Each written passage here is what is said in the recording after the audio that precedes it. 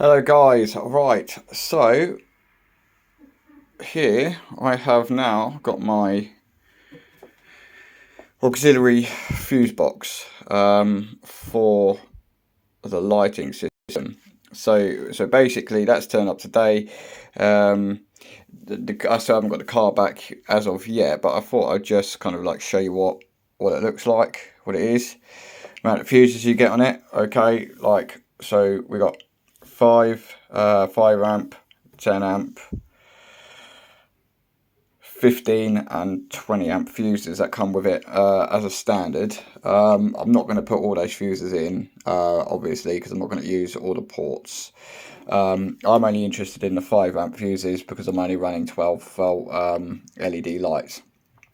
So that's not even the camera doesn't draw that much power either. So that's gonna be all I'm gonna need out of the fuses. You do get some stickers and things and that to tell you what's what, but they're not going to be any good for what I need. I can probably get some stickers and that on there for made up for it for another time. But I'm not that fussed because I mean I can kind of label things up as I go. Just gonna have to do a little bit of research in a bit just to find out kind of like where is the best place to actually fit this in the car.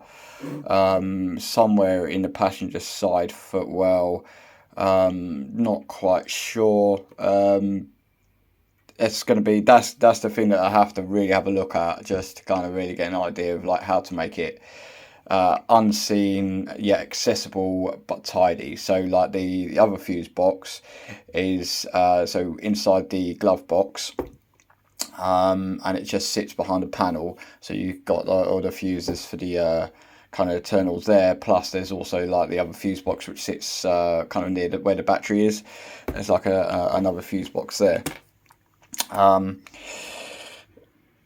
So basically the installation of this is pretty easy. 4 screws, 4 screw holes, cover goes on, your plus. Okay, so there's your positive terminal, which all these are your positive terminals on both sides, and then your negative terminals are all these down here. So you've got plenty of terminals. Now I'm only ever going to be using 3 terminals, possibly three of these terminals. So probably 1, 2, 3, something like that, or the other side. But yeah, so that's going to be the interior lights. What I went and bought yesterday was some of these connectors. So I've got some of these connectors.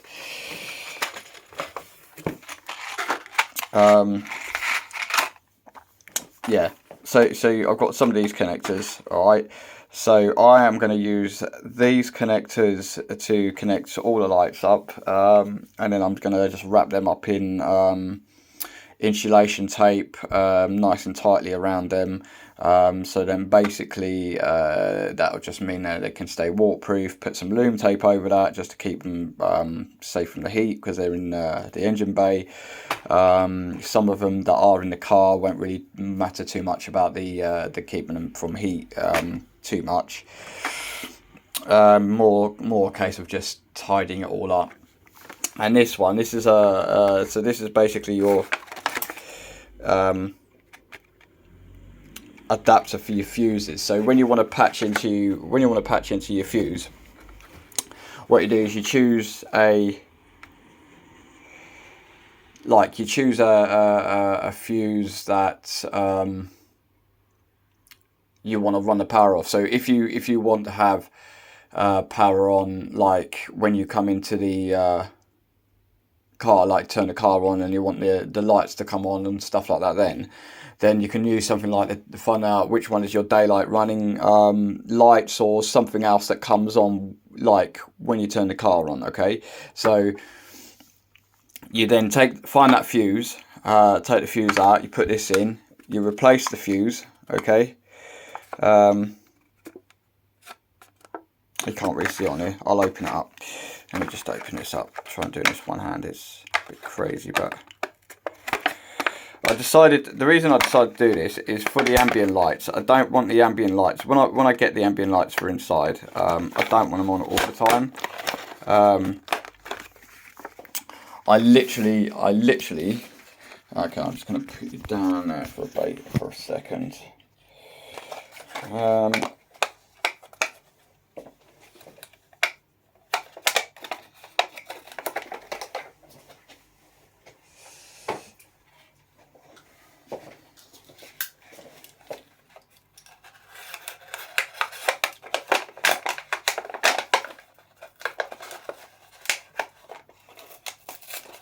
Got to open these carefully because I don't want to cut through anything. See, I don't know why I just didn't do that.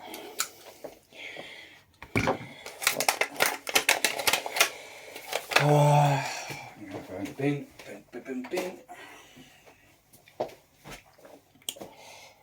Right. So now I can show you this properly. So yeah. Okay, so basically, you put the fuse that you're taking out from the appliance in there. If that is different to what you're using, then what you do is you put the other one in that's going to be suitable, 5, 10, 15 amp or whatever. I'm only going to be using the 5 amp specs because it just makes it just don't need any more than that for what I'm using it. So then what that then does is I'll go off to the this end, just goes to the power source for the appliance, and then obviously I can then just put the ground wire straight into here. So even though I'm using a different method, I can still find the ground wire. You can just go, so basically on the car you can find like a fixing point, a bolt or something like that. Just make sure that there's no kind of paint or anything else against the connecting surfaces when you're putting the ground in, so you get a good ground. So you can do that to the chassis of the car or something like that, or you can find a ground point on the fuse board and you can just go in with that. Not too difficult. It's not too difficult to do. Be quite simple. It's just the most complicated part of it is putting all the connections in like a way that it keeps it tidy without it really interfering with kind of everything else. So you can kind of piggyback off kind of some of the other wires and run alongside them and kind of zip tie them together and stuff like that. That's fine. It'd be a nice tidy job. So it kind of makes sure that nothing's really going to stick out of the panels or anything else too much. There are certain points that you can kind of go on to, but yeah. I think within that, I think like being able to kind of install that is really going to finish kind of that part up. It's I don't know. All I can explain it is like, because when you want to do things, you kind of get to the point where there's lots of little things that need to be done, and they're the little things that can tidy it all up and finish off. So putting the lights in, kind of moving that sort of section forward to saying, okay, that's now complete. Hard wiring in all the other lights, which are currently running off the 12-volt system. That's now kind of going to be hardwired in. So then that'll be complete, which kind of gives me the freedom of having like 3 different charge points and everything else in a car. So it kind of gives you that back, so it makes it nicer for passengers and everything else like that, that you can kind of not have to worry about running out of charge on your phones and stuff like that, which that was an issue for my friend. So when we broke down, because when the head gasket blew and got stuck on the M11, his charge was going. I still had charge because my phone seems to keep its charge a lot more. But you know what I mean? Even saying that, it will still only last for so long, and you kind of start freaking out and you think, okay, well your battery in the car's about to die. You're gonna have no lights, you're stuck on the side of the road. There's nowhere you can go. You can't really call anyone if there is an emergency or anything else like that. So you don't really want to be in that position. You always want to have kind of some way of being contactable. So unless you want to go completely off the grid and run away from the world, that's fine, you know. But it's quite simple. Is you need that kind of connectivity for people, and also that it just gives people a little bit of reassurance. Having a phone in an emergency, regardless if you've all got a phone, it just means you've got a little bit of reassurance, and you can kind of keep people up to date with what's going on and everything else to stop them kind of worrying. So that's part and parcel of why you want to keep the kind of 12 volt plug, which, you know, ideally used to be in the older cars, used to be a cigarette lighter, but now smoking's becoming kind of less fashionable. You know, it seems to be like, okay, you've gone from smoking to vaping. Don't quite know. I don't know. I don't get it. I vaped, don't really get it, but they need charging. So then you've got things for your vape, you've got things for your phone, everything else like that. So that's why it just frees it all up. The some of the camera systems that you get, like, can be hardwired in from the factory, where you get them from. Halfords will install cameras and things like that. However, they're very, in my opinion, they're very expensive. You don't need, I don't think you need to pay 70 odd quid or whatever it is plus for an installation of a camera. I spent about £30, something like that, £40 on my camera, and installed it myself.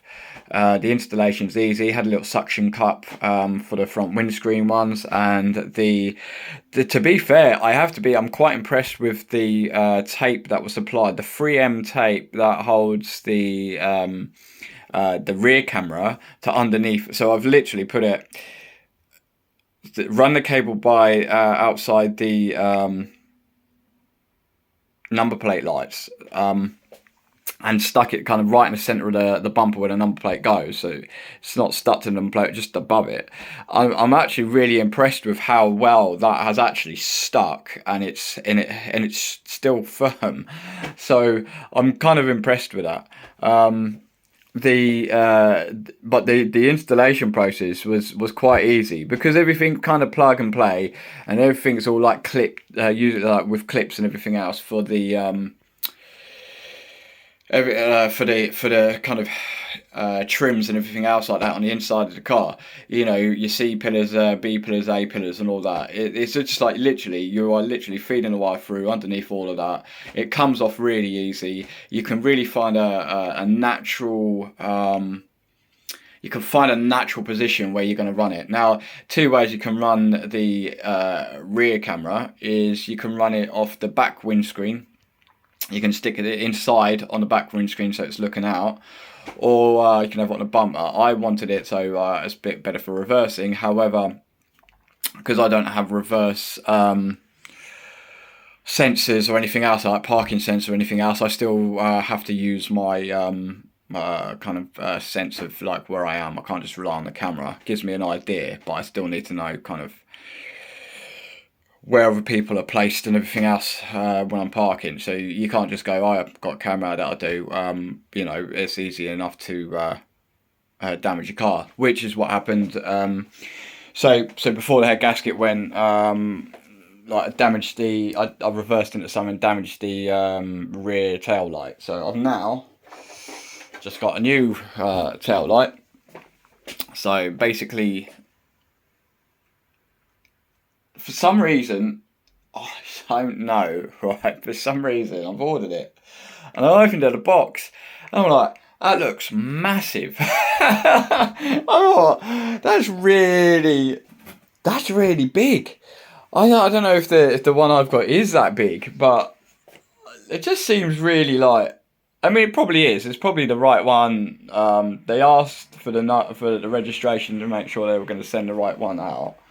And it does say make sure you get a 5-door, not 3-door. So as mine's a 5-door, that's what I ordered.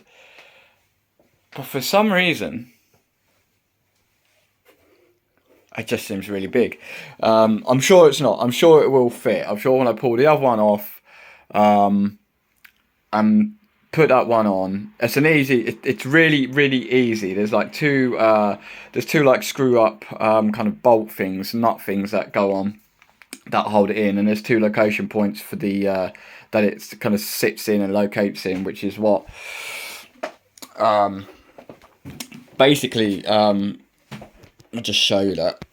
So basically, you've got these two little stubs here and here. They locate in to these kind of like rubber grommets on the body of the car, and then that just pops in, and then that lines then all these little parts up. Okay, now these are the bolts that locate inside the car, and then on the inside there's a panel on the left or the right, which gives you then access to all the kind of wiring for the lights and everything else from the inside. And you can see where your two screw kind of bolts that go onto here, and they just screw up, and that keeps that in.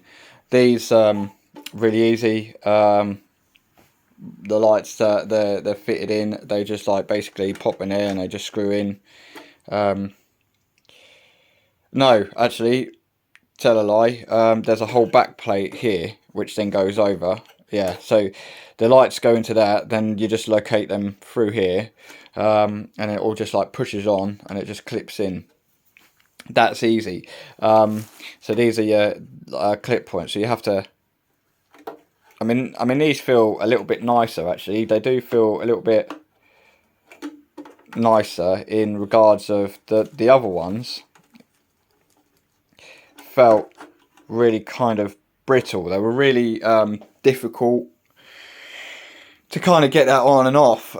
So basically, the back end where the power gets plugged into, and your lights go in, it just literally pushes on, clips in, and then you just pop that on. I mean, it should be alright. It should be absolutely fine. I mean, it looks big. I'm not going to lie. It does look big. But maybe the other one is that big. I'm trying to think, like, back end of the Corsa.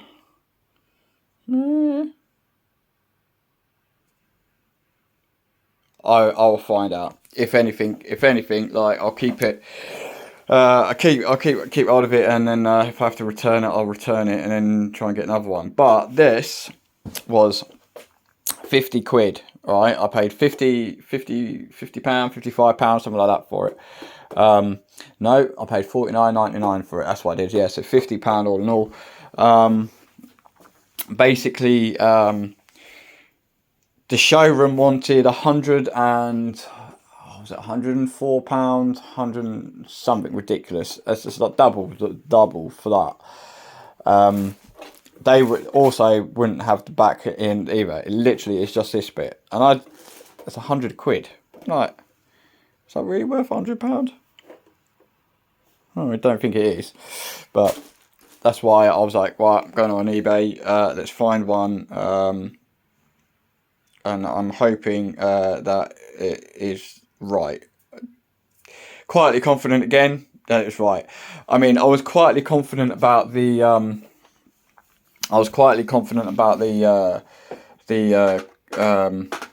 gasket, and actually I proved that I was right to have a bit of confidence there. Simple fact is, right, when the gasket blew, right, okay, so his had a car kind of like behaved. Is 1 minute we're travelling along, and then suddenly you just get this beep, like this indication, and then immediately draws your eyes down to the control panel, and the oil had gone from being normal temperature. Like the oil gauge went from normal temperature straight into the red. That doesn't happen unless there's a major problem. Okay, you can say, oh well, sometimes that could be a faulty sensor or anything else like that. But it's not something that you ignore. So as soon as that happens, you just like, you had to pull over. So fortunately, where it was so fortunate, so where it actually happened, we were just near kind of like an exit ramp. I pulled off the main drag onto this exit ramp that still had a hard shoulder on it. So I pulled up straight over onto the side. Then when it was safe, got out, had a look at under the bonnet, and then I found the radiator hose had blown off. So the radiator hose blew off because of the pressure that was caused by the head gasket. So I didn't know that at the time until kind of like it became really apparent. So what I did is we called recovery up. They were going to be like, okay, yeah, we'll be out in about an hour. Well, I thought, okay, well, that's not too bad, be an hour. And couldn't run the engine, had no coolant in there, like lost everything out. And I was like, all right, okay, so what do I do? Found a garage that was like 3 minutes away. Then the thing was, I was sitting there, do I try and get to that garage or do I wait for the recovery? Recovery was going to like be delayed anyway. So then I was like, screw it, let's do it. Let's get to let's get to the point. So got to the garage, limped there, limped to the garage, fine, filled it up with coolant, made sure everything was all on properly. It was fine. The car was running okay for a little bit. Didn't get that far before the temperature just went straight up again. I didn't kind of let it go straight into the red, but it just, as soon as you go past that halfway point, you know you're in trouble. So I was like, okay, no, let's pull this off. Like get it onto the hard shoulder. Had a look. It was really over pressurizing, overheating. I'm like, oh no, it's got to be the head gasket. And then literally, as soon as you see the white smoke, so as soon as your car starts blowing loads of white smoke out the exhaust pipe, you'll smell it. You'll smell the coolant from that. It's so distinctive that you know it's not anything else, can't be anything else. And I knew it was a head gasket from that point on, and I was like, well, can't drive the car, what can you do? I mean, you can always try and wreck it, you know. Eventually your engine will just blow. You'll wreck it. It'll get so hot that you'll just warp all the engine, it'll screw all the pistons up. It's not good. So fortunately, like, sense prevails. You know what the problem is, you just deal with it. So I had to sit there, call recovery up, fine, said it'd be about an hour. That wasn't the case. I mean, I was stuck on the M11 for 10 hours. The recovery guy came out once. He looked in the car, didn't see the passenger in the back, so he didn't see three of us. So then it was like, oh, okay. When he did realise, after hooking the car up, we got out. He was suddenly then realised, oh, there's three of us. We can't take you. Great. Had to sit there again for another few hours. Bearing in mind, the car kind of broke down around midnight, 12:30.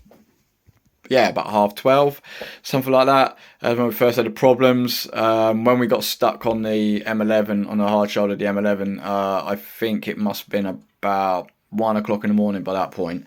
So from 1 o'clock in the morning till about 10:30, 11 o'clock later on, that's how long, like, kind of we were stuck there.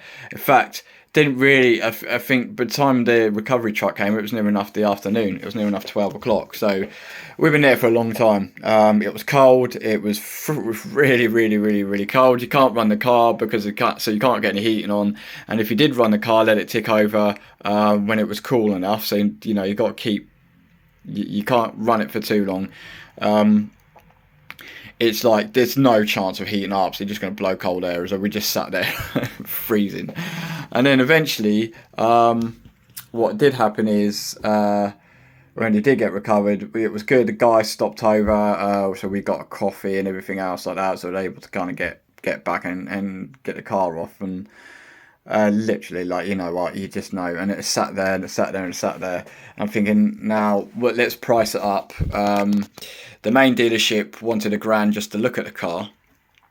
They wanted £1,000 just before they'd even really like even assessed it, just to strip it down and all that, and then make an assessment. So they were gonna, they were gonna charge me in excess of like maybe you're talking about £1,800, £2,000 for a job that would specifically be priced up between 500 and 1,200. Like if you look it up, how much does it cost for a head gasket like to be done? That's your figure, between 500 and 1,200. That's your guide price. Okay, so main dealership, well over the top. So a friend of mine really bailed me out. He said, okay, look, you need your car because you're damned if you do, damned if you don't, which is absolutely true. The car's still on finance, so whatever happens, I'd have to keep paying that finance, because it's not hire purchase, it's the other kind of finance. So two types of finance that you have is one where you just finance a car, get it on finance, get it on lease, like a leasehold kind of thing, and then you just change the car every year. And sometimes you can then, if you're doing all right money wise, you can then get a better car, pay a little bit more on the lease, and all that kind of stuff. But then the other one is basically the finance is a loan for the car that you then, you've got to pay that.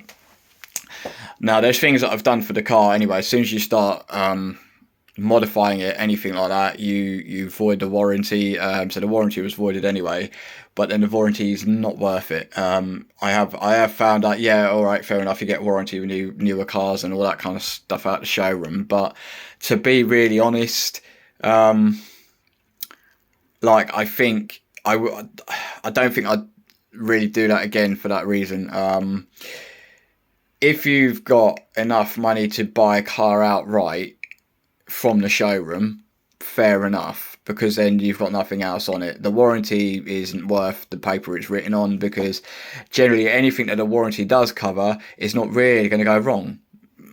If I had, and what you got to look at is people say, well, your head gasket blew, it should have been covered under the warranty. But no, it's not, because a head gasket is actually a perishable part, and that's what they say. It's a perishable part. It's wear and tear.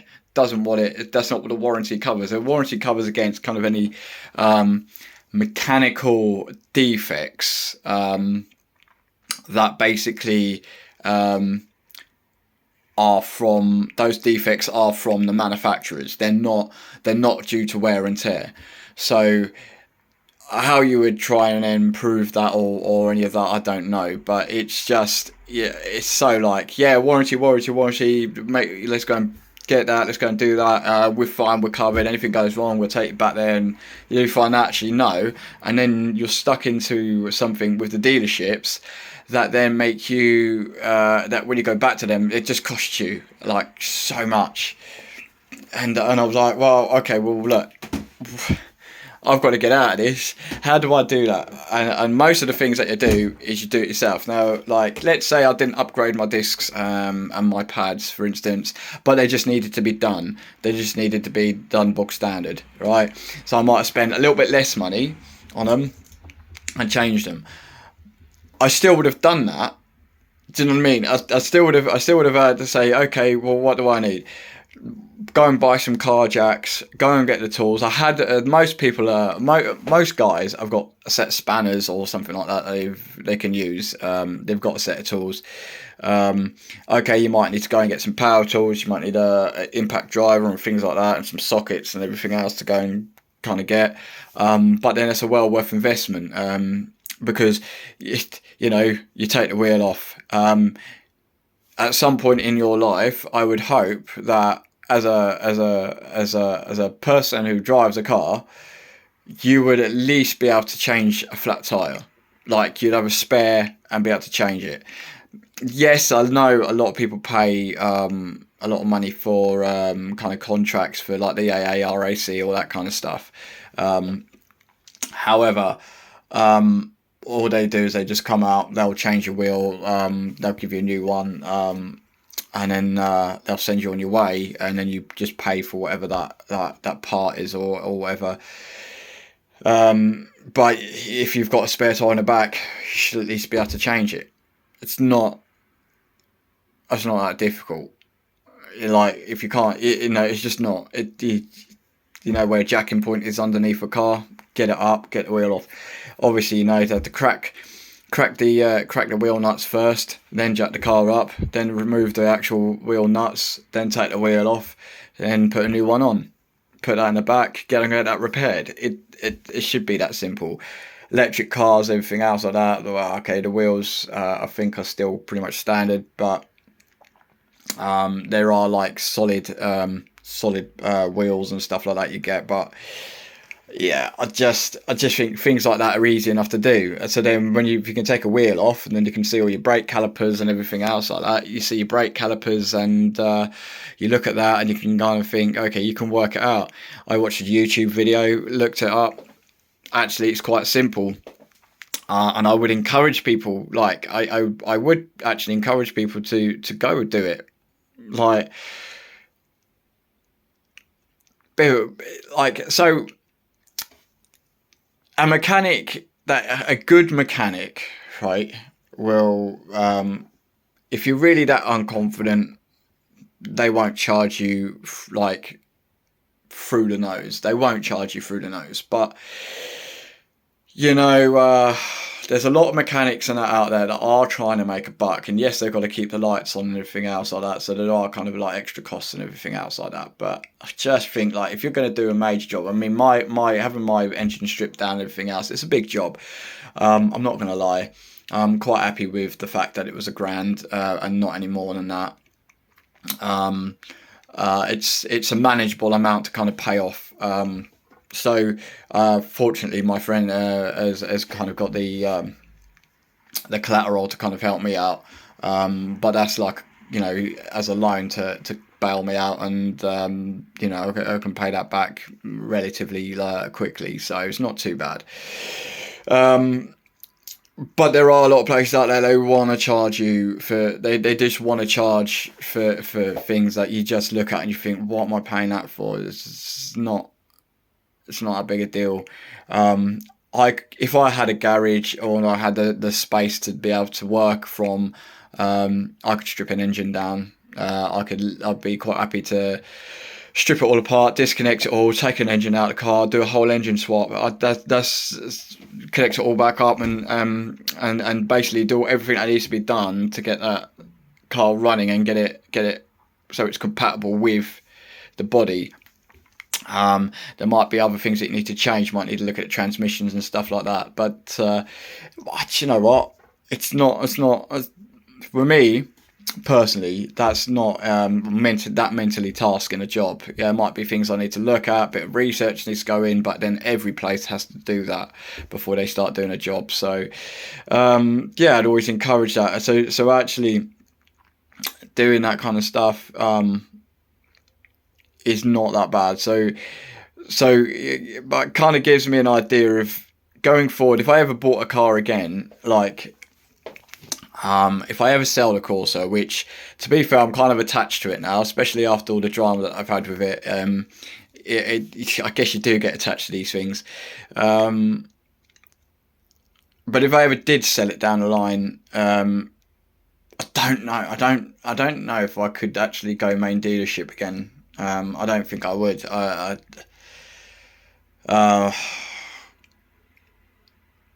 Second hand. Okay, yeah. Okay, second hand from a dealership, and they should have done all the work on it. Should have had a full service, everything else like that. So it should all come out there great.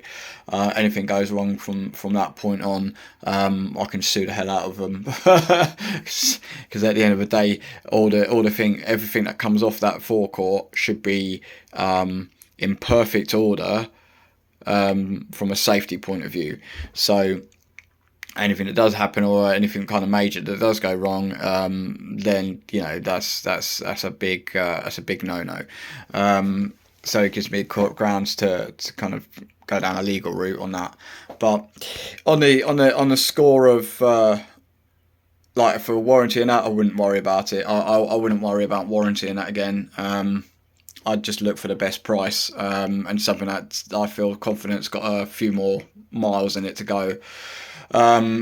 Doing another project, like getting another project. I mean, this isn't just a project for me. It's kind of like I want to put my stamp on my car and make it kind of unique to me, and have that, which I think the most uniqueness will be from the kind of graphics point of view on the car, the lighting, the graphics, and all that kind of stuff. When I can afford to do it, obviously as well, I'm swapping out the headlights. The headlights I found, there's a Custom Lights UK. They're going to make me some headlights for it, which are going to be sick. I know, I think about them and I think it's really not necessary, but they look really good, and I think that's gonna be a top point for me. But apart from that, the spoiler, the bumper, side skirts, diffuser, all that kind of stuff, they're pretty common swaps, so they're not going to add that much uniqueness to it. However, it will look nice. It will kind of give me that kind of a little bit more of a feel of, I guess, you kind of want to feel like your car's more expensive than it is, even if it's going to cost you more money to do it. But yeah, it's just like it's nice, and then I guess you look after it a bit more. You want to look after it because you've invested time and money into it. You want to look after it. Something that just comes like standard, like that is already perfect. It can't really do anything to, other than give it a new paint job or something in that respect. Yes, you want to look after it because it costs you a lot of money in the first place, but then you'd be making sick amounts of money anyway to be able to just go and say, oh, okay, yeah, here's a £1 million car or £2 million car or whatever, like it's nothing. Yeah, where's the appreciation? But great for the ingenuity and the engineering and everything else that's gone into it to make it like that, but. And you might feel, and maybe it would be nice to be in the kind of small percentage of people that actually have those kind of vehicles. But here's the thing is, any garage will tell you this. It's like, I got a Corsa, head gasket blew, just over £1,000 to repair it.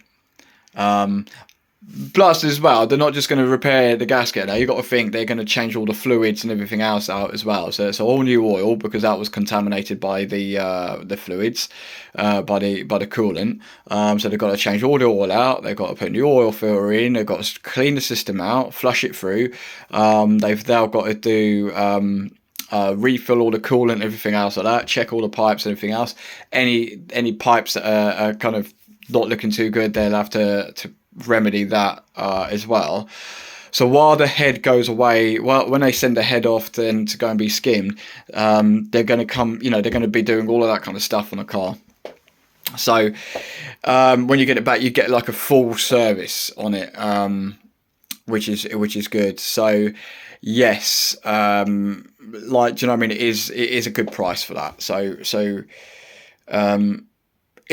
but then my point being, if that wasn't a Corsa, if that was like a Jag F-Type or something else like that, if that is a flipping Lamborghini or something like that, which are renowned for being so expensive and using European parts anyway, which aren't that expensive, so even Ferrari and things like that, some parts you can only get from main dealership, which are very expensive, and then some parts you can go from other dealerships, and they're not that expensive at all. But the difference is like, you're talking a job that's cost £1,000 could easily cost £20,000 to £30,000 for that job, for those types of class cars. And yet the process the process hasn't really changed. What has changed is the fact of maybe they've got a few more bits and pieces on them that you might need to disconnect because everything's a little bit more tighter. So you might have to take the whole front end of the car off rather than just work from the top and then lift the engine out and stuff like that. So, things like that, it becomes a little bit more difficult. It's a bit more of a hassle to do the job, but still the process is basically the same: disconnect, lift, then change the heads and all that, and then put back in. Those kind of jobs.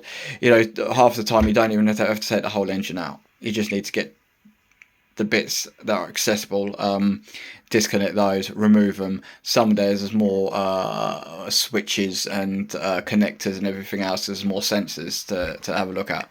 But basically that's that.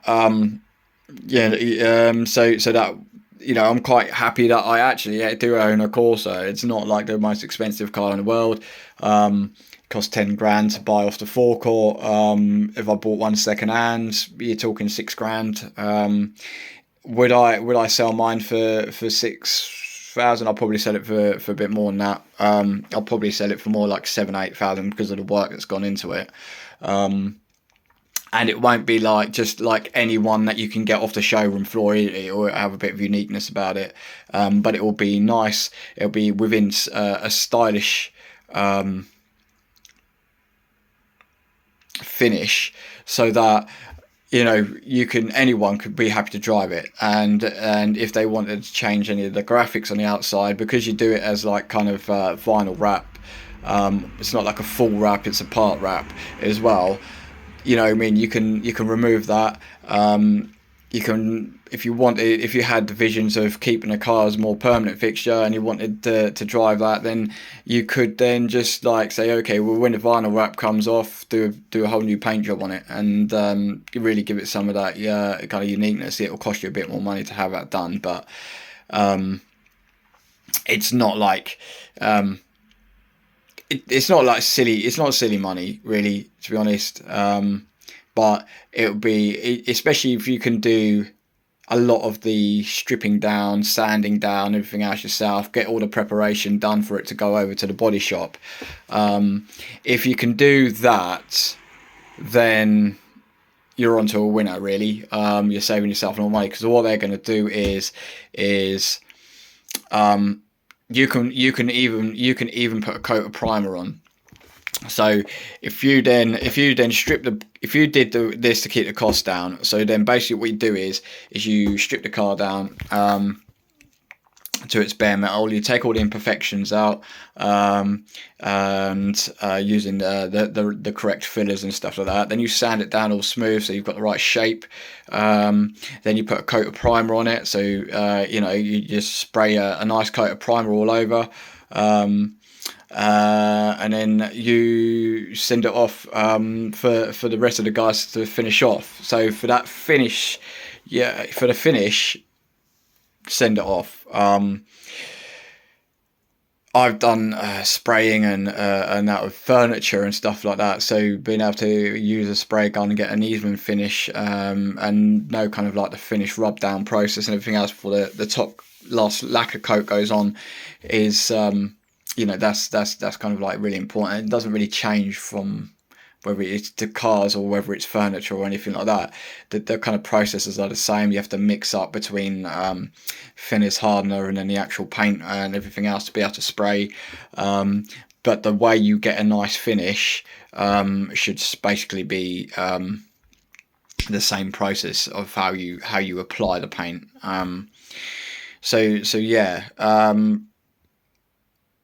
I wouldn't want to kind of do the last finish, because even though I have done that, I haven't done it long enough in order for me to then sort of think I'm a paint sprayer. Do you know what I mean? It's like I could do it, and I'm pretty confident I could do a good job. However, when somebody's been doing it like 10, 20, 30 years, you kind of want to entrust them to just go and do it because that's what they do. So doing the preparation side of it and then doing that, but ultimately when you sell it, like if you sell something that you've put your heart and soul into, you want to be able to make it that somebody else can then maybe make it a little bit more their style without having to do too much. That they'll be happy with kind of most of the things that you've done to it. It's not tacky, it's done well, it's done to a high finish. And the only other things they might want to do is maybe change the colour of the car, maybe put some graphics on there, maybe do things like that. There might be like little touches that they want to change. And of course they might not like the outside stuff that you do at all, so they might want to go back to a stock kind of thing, so they might put things like back to a stock exhaust, back to kind of stock lights and things like that, but that's really down to the individual at the end of the day. But I might leave the interior. I think I can get the interior right. That conversation will be had kind of like later on this year. I think the next thing that I'm really working on is so other than when I get the car, but other than having to pay for the repair, also I need to go and take a trip down to Kent, pick up the cams, the new cams for it. They're just sitting there waiting for me to be collected. So then I'll go and pick them up at some point in the next couple of months. So that's that job to do, then to get it tuned up. So really that's going to be what, 600, about 600. Yeah, about 650 all in all. It's 290 £290 for the cams.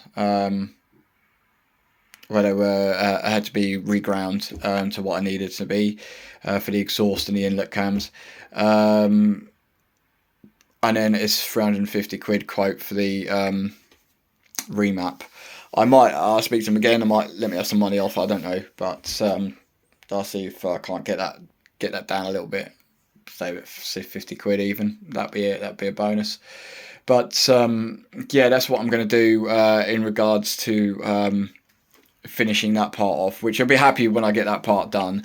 I'll also, while I've got the lights here and everything else, they'll be installed.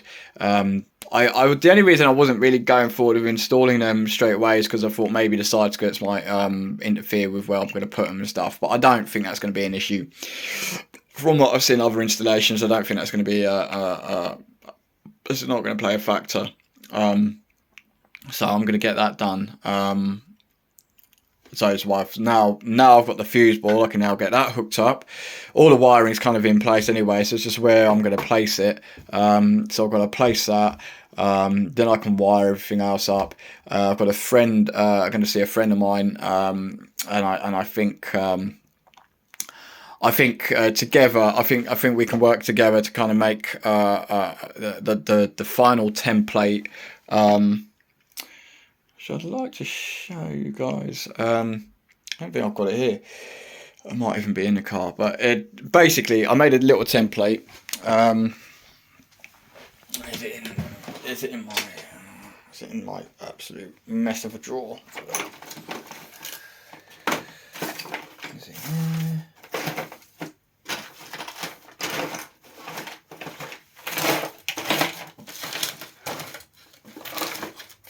See it.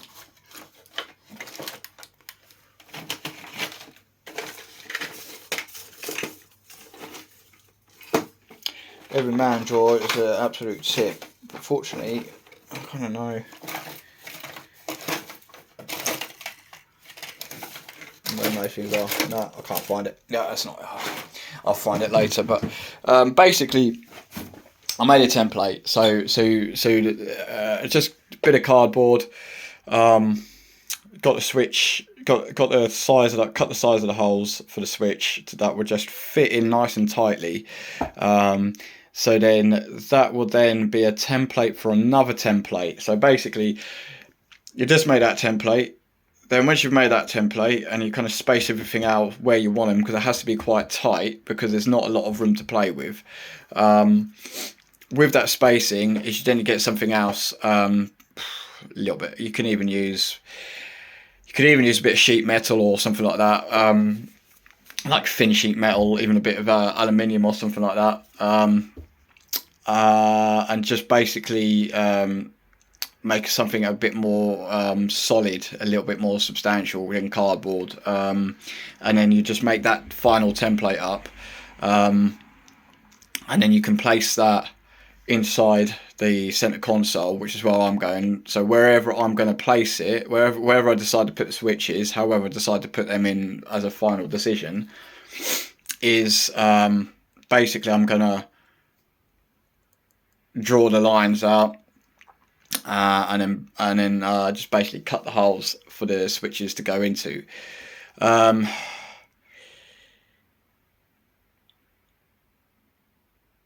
How I'm going to cut the holes in, how am I going to do that? So two ways I could do it. These are two ways I can do cut the holes in. So I can make square holes, little square rectangular holes, because the actual switch themselves are kind of like, you got square, they're kind of square, they're rectangular, but I think then they've got like a circular top. In fact, they're only sitting here, so just move this bit, chuck that over there, and then let's have a look. Yeah, so they are circular. They are circular. So basically, as you can see, they do have a bit of a circular. So there's rectangular there. So you cut the hole for that, so you know kind of how wide. I think 18 mil. I think that's 18 mil. So I'll get that measured, and then an 18 mil circular bit, which that isn't, they aren't big hole saws at all. You don't normally have, and it's the kind of thing that you don't normally have in a set. You don't normally have that in a set. You normally have I think it's about like 25-30 mil hole saws that you get in most sets. But these are specifically, I think these kind of hole saws, they're more specifically for if you're going to cut through sheet metal and things like that. But they're you have to buy a specific, if you need a specific size, you can get like the 18 mils bit saws, but there's only they only go down to a certain width. They only go down to a certain width, so I have to have somebody who's got like at least the 18 mil, but I just need to measure that, get a steel rule on that, just measure that across the middle. That'll give me the right size. I then just literally mark out like so you make the squares, you make the square holes for that template, and then you mark out where each one's going to go. You pinpoint the middle of those holes, and then that's where you're going to drill, and then you drill that, and then you drill through a circular hole, and then you just basically pop the switches through, and they've got like the little kind of like almost like kind of springy kind of clips that hold them in place. So you just push them in, and they should just literally slot in place, and then you should hear like the little click as they go in, and then that's it, they're in place. How do you get them so they don't kind of move? I think they'll be tight enough. I think that'll be tight enough that it would take quite a bit to move them about. So I don't think I'd have to actually worry about having them so they don't twist in the hole and stuff like that. I don't think that's going to be that much of an issue. It is literally, they need to be a tight fit because you want them to stay kind of in place. But also as well, that means you've got to install them correctly in the right place. So yeah, I'm going to do that. I'm going to get that done probably over the next 2-3 weeks, and then I can kind of show you the process, one of how to do all the connections go, and then also when I come to putting actually the switches in to the main console. I'll show you what I mean about the templates as well. I'll actually like give you an idea of what you can use, what's good to use before you go for marking them all out. And you want to make sure that you're going to need squares and everything else like that to make sure that actually they are going to sit perfect, because your template has to be like the final template has to be perfect representation of where you're going to put those switches, and there's going to be like 3 in a line, so that's going to be really important. I want them to be perfect. I want that to be like completely perfect 3 in a row. I don't want them to be kind of like a little bit out here, a little bit out there, because the thing is with these things, you will notice it. You'll notice it, and then it'll bug you. And once you've cut holes in there, there's not really a lot else that you can do to put that right other than replace those parts. I think because of the way that Corsas have been made, I think some of these parts where I'm going to put it, I think they're not that difficult to replace should you need to replace them. But if you wanted to take the lights out and everything else like that and just get rid of that, you could probably just get easily like some blank plates to put over the holes that would just fit over them. Should you not want the switches in there and all the rest of it, or they become redundant, you just blank plate them off. That's what they used to do. I think they'd still do it on some in some of the older cars. Is, remember when you used to get those blank plates, you used to pop off because you used to be able to put like auxiliary switches in and that for everything else. It's the same difference. You can still get that made up. So yeah. So those are my challenges at the moment. So number one is get the car back. Hallelujah. Then finish off the wiring. I've now bought a new soldering iron, so I can continue like all the prep work and the solder work there. And the next time I speak to my pal, I hopefully get the holes cut in for the switches, and then from that point on it should be fairly straightforward. It should be fairly straightforward to get everything wired in, and then run the wires in the right way and have it all nice and tidy and not like rubbish. I want to make a decent job of it. Then all the lightings can be in, and then the hard wiring can be in, and all the interior cockpit and that is going to be good as far as kind of getting the functionality back out of the center console and that, the lighting and everything else. At some point, probably it's going to be maybe June, July time. Hopefully a little bit sooner, but I can then get the ambient lighting kit in.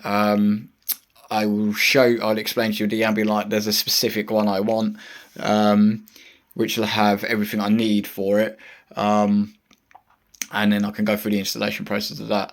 That's an easy enough installation process. Now I had to look for it. I really had to look for the guy who could show me how you get from the back doors to the front, and to where you're going to get the power from, the kind of route that you take, because on some of the more kind of deluxe cars, you've got like electric windows front and back, so you have a power source for the front and the back, whereas I don't have the power source on the back. I don't think I do anyway. I think there might be a slight power source or anything that tells the car that the back door's open or something like that, but the windows and everything else that basically run that system are more key that people would normally tap into that system to kind of run the lights. But when you don't have that, you have to take a route between. You got to take the door card off, and then when you install all the lights to run the power through, there's there's like a kind of like a little rubber shoe, a little rubber boot that you can literally wire through. It goes back into the B pillar of the car, which is like basically your center pillar where your seat belts and that are. That basically goes into there, and then that's all, like, you can pull all that off, and then you can chase the wires all the way through into the front, and then catch up on the power source going towards the front of the car. Which, yet again, that's what that's what this is for. So that's going to tap into the other fuse box, just that runs behind the glove box. And once yeah, so that's where that's going to go, but I'll show you the installation press for that when I get the lights. Not really going to do a lot today anyway, as regards, there's not really a lot I can do. Everything, I kind of left everything in the car ready to go and ready to kind of be patched up and start connecting. Weather's really bad at the moment. It's really peeing down the rain, as you can see. Absolutely raining. That is not my car, that's somebody else's. But yeah, wet day. It's not going to be very it's not going to be very good, but that's where it's at. So I've got to wait until, it's now Thursday. I've got to wait about a week. Car should be back. And I can crack on, and I can make a few more videos about that. And then hopefully I'll do it in a way that I can show you enough of the most relevant process, not just the kind of like the whole thing, because I don't. Sometimes I've sat there and I've watched a video and I think I just want to know that bit, but I've had to sit there through 10 minutes to try and find that bit, and although it's interesting and it does help, there are some things that you know, but you just need to know a bit more of a specific thing. So I'm going to get that done. I'm going to do that, and then hopefully that will mean I can make sort of a little bit better on the editing side. I don't know too much about editing. I do make some reels and everything else and that, so it gives me, I kind of know what I want to do, but having the right kind of software for the editing side of it, I'd like to be able to take some of my videos that I've done and stitch them into one, and just take out the relevant bits and make them slightly shorter, and just, yeah, try and make one video out of several different ones that will be relevant and good. But I think that's all part of the journey. That's all part of the learning process that we've got to go. Well, that I want to go through to really kind of make the videos interesting. And I only need, I guess it only takes one. One decent one when you've cracked it, and then should hopefully fly from there. So yeah, basically that's the way forward. Right, I'll finish that there, and then I'm just going to tidy up a little bit, and then practice my revision. So highway code. Just in case, like, thought I wasn't really being serious, but yeah, highway code, HGV, lorries, buses. I'm only kind of interested in the lorries, but I'm nearly finished.